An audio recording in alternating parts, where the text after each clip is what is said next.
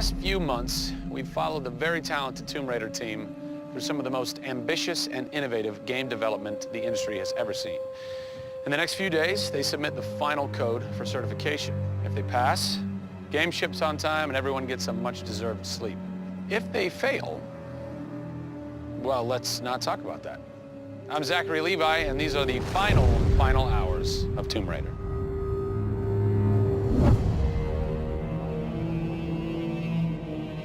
We've been around for 20 years at this point. Oh, wow. In this industry, that's crazy. Yeah. 20 years of games, and many times we've almost not made it, right? Through generation transitions, or you've had ups and downs in terms of games being released.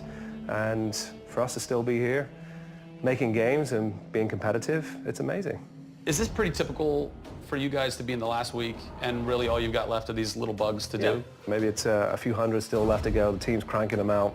You know, you're play testing it a lot. You're getting QA, quality assurance, to make sure it's clean. You know, stuff's coming in still, as in like, hey, this crazy thing happened here. And simultaneously, IDOS Montreal is doing what you're doing, just with the multiplayer at the same time, because the multiplayer and the single player are being delivered at the same time. Yeah, so it's a big team. Friday. Everybody's got to come together at the same time, at the same moment, and put pencils down and say they're done. Pencils down. Done. See. We're submitting in 4 days. Let me tell you now, we've had to move. Brian Horton, he was art director. He moved over to my department in Brand about a month ago. There was a morning that he woke up and they went, "You've created a beautiful world.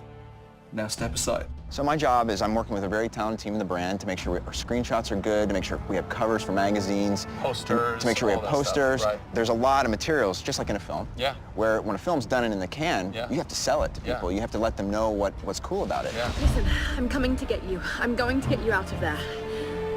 I promise, Sam. What's been great about this over the course of the entire process, with you traveling around with us, is that we've been able to bring you the final hours of each of the pieces. Yeah. We've spent probably the last 6 months watching how the music's come to an end and the voice acting has to be done. So each of our episodes up until now has really shown a side of the final hours of that particular person's role in the game. And now everything's come to a head where we're submitting the game this week. The guys are tirelessly working. You know, the guys have literally, at some cases, slept in the studio. Okay, so launch day, let's say you were at March 5th now. Where are you? What are you doing? I'm probably in bed trying to get 12 hours sleep. Because more than likely I would have been at some midnight opening the night before up till very late celebrating. So I'm probably at this time of the day, I'm probably in bed. I think a lot of us won't even know what to do with ourselves. You get so heads down in something, and it's been a part of our lives for years now. And you sort of get to that point where waking up in the morning, you're thinking about the game, and going to bed at night, you're thinking about the game. I'll try to sneak a little time here over the holidays, but then, you know, wait till the dust settles and we really get this in the hands of the consumers before I can really relax, I think. Even though I played the game so many times, I cannot wait to take the cellophane off that game. Yeah. Pop it in. It's the ritual, retail. It's the retail copy. Yeah. And there's something special about that printed disc, putting it into the system, and you're like, this is the same game that I worked on for 3 years plus, and everyone else can have the same experience that I'm going to have right now. Yeah. Of all the taglines, whether they're actual dialogue in the game or marketing lines or whatever, something that would sum up your experience over the last 4 years is A Survivor is Born. Yeah. A Survivor is Born in you, A Survivor is Born in Crystal Dynamics. Yeah.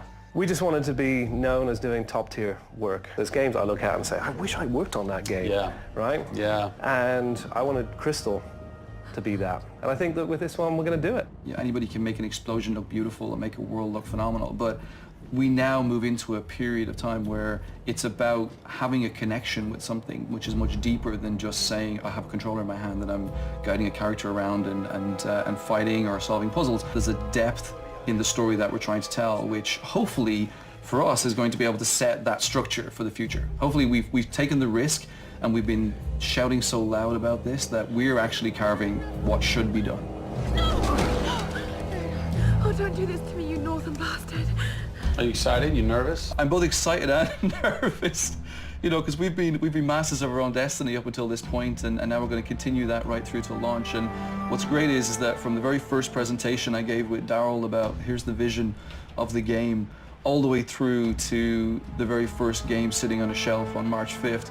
We've been there for the ride. We've been on that journey. And then all of a sudden you reach March 5th and You're no longer there's in charge. millions of copies of your game out there, and they're in people's hands, and you're thinking, like, how are they playing it? Are they having fun?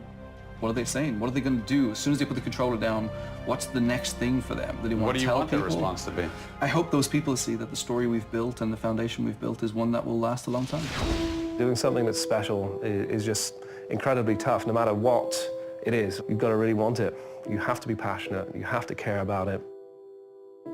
Everybody realizes that this is the game of their career, and everybody wants to put as much time and energy into this as possible. We have a studio full of passionate people who have put their lives into making this thing happen. This is not just a game that we're just going to ship on March 5th and people will go, great, I've got another game to my credits.